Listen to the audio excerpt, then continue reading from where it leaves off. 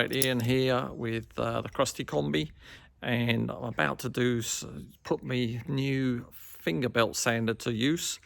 A lot of grinding to do under the bus, taking off rust, just surface rust, and I'm going to use this later for filing down welding, but today taking off rust. But this says lubricate daily, otherwise you void the warranty. It doesn't say where to lubricate it.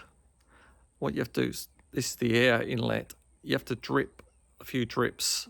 Doesn't say how many either, but you've got to drip a few drips inside this hole, and then the air pushes it around the machine, keeps it lubricated. So before you use it every time, or if you forget, do it at the end of when you've used it.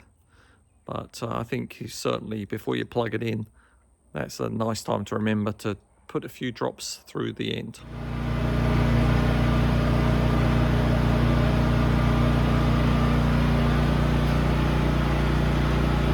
Well, it did pretty well getting down in that tight space of the cross brace and taking off light rust. Well, I'm not sure if the sanding machine is not powerful enough to get welds off. We'll find out, but it seems to be that this sanding belt isn't really up to it. These wear out really quick.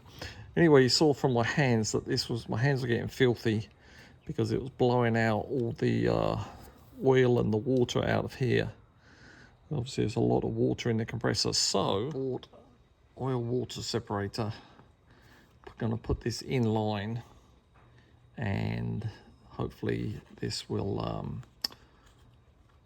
catch water coming out of the compressor, keep everything a lot cleaner, because I'm going to need the stuff to be very clean for yeah, I'm not actually doing any paint spraying, but plasma cutting is what I need it not to have water vapor in.